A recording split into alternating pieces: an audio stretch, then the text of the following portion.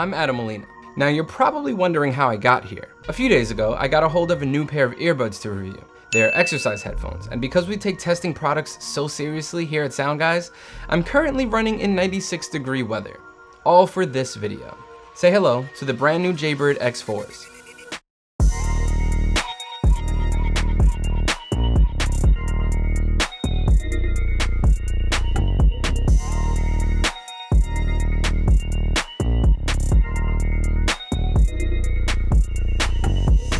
So Jaybird has pretty much been running the game when it comes to Bluetooth headphones for fitness. The X2s a couple of years ago was a hit, and ever since then, they've released the Freedoms, the X3s, and even a pair of true wireless earbuds that Jaybird run.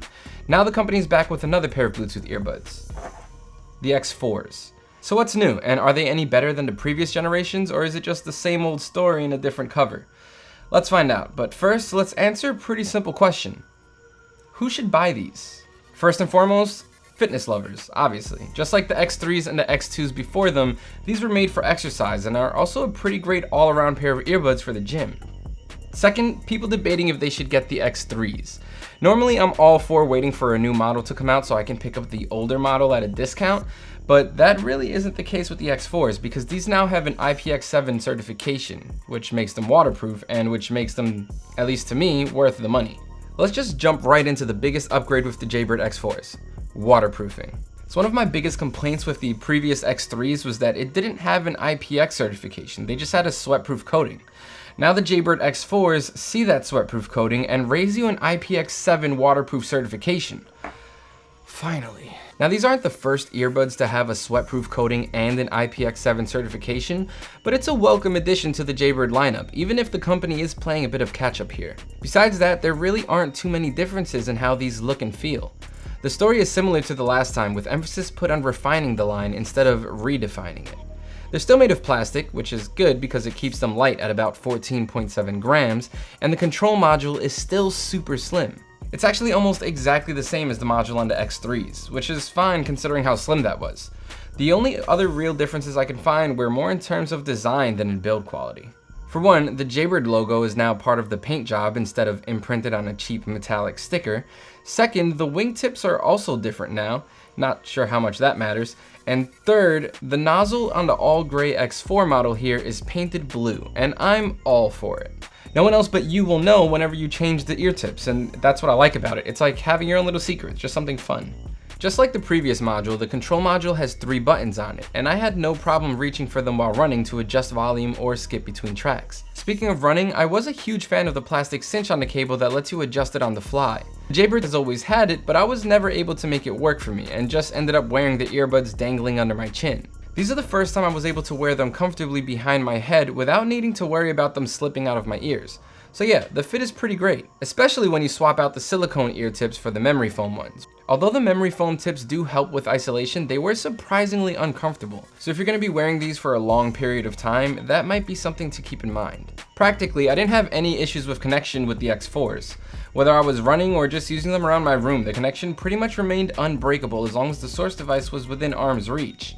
Now again, practically, no issues, but the nerd in me still wishes that these at least had Bluetooth 5 or NFC for easy pairing to satisfy the lazy side of me. It just seems like Jaybird did like the bare minimum here. As far as playback controls go, you can adjust the volume by tapping the plus or minus buttons and skip between tracks by holding them down. Then there's the multifunction button in the middle, which acts as a play or pause button, or an answer and end call button when tapped, and gives you access to Siri or the Google Assistant when you hold it down. Then there's the Jaybird app that lets you connect to your Spotify account and play music through it, though I don't really know why you would do that. What's actually useful here are the EQ presets that you can sift through to change how your music sounds. And if you don't find one that you like, you can always just make one yourself and save it as a preset. Then there's the battery life. Last time with the X3s, Jaybird claimed around 8 hours of constant playback and hit the nail on the head with those. With the Jaybird X4s, nothing has changed. They claimed 8 hours of constant playback, and in our testing, we got just under that at 7.5 hours. To charge them, just pop them back in the charging cradle and throw it into a USB port somewhere. It's still annoying and a little cumbersome, but I guess it's better than having a thicker control module with a charging port on it. Though you can kind of EQ these and change the way they sound in the app, I kept these on the flat profile, which is how they came fresh out the box.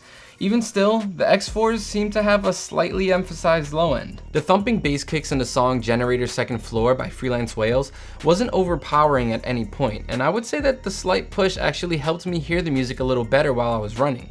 Lower notes are usually the first to go when there's outside noise, and the extra oomph really helped nicely. Though you might be disappointed if you're used to the exaggerated bass of something like the Powerbeats 3s. But if you do fall in that category, you can always just pick that sound profile in the app. I wasn't a huge fan of the mids, and it's probably because they seem to overemphasize vocals a little too much over the other instruments.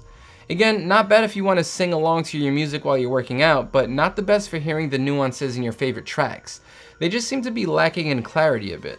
That same theme applies to the highs, which were present but just not all that detailed or exciting. As is the case with most fitness earbuds, I don't think the lack of sound clarity is an issue here. The Jaybird X4s sound more than good enough for anyone going to the gym or going for a run, and the change in sound quality from the X3s isn't that drastic in my opinion. These also look almost exactly like the X3s, so if you have a pair of those, there's no real reason to go rushing out to buy the X4s. That said, there is one reason I could think of that would make these worth it, and that, as I've already mentioned, is the IPX7 waterproofing. That was one of my biggest issues with the X3s, so kudos to Jaybird for listening to me.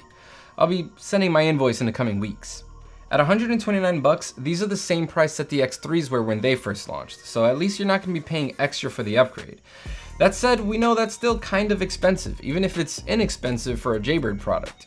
So if you want a pair of cheap earbuds to use at the gym, make sure to check out our best list down in the description below. But if you're ready to make the jump to the internet's favorite pair of workout earbuds, there's really no reason to get the X3s over the X4s. Even if the X3s do go on sale, I'd still rather pay a little extra and get that IPX7 waterproof rating plus the sweatproof coating. But that's just me. I sweat a lot. Not a great idea.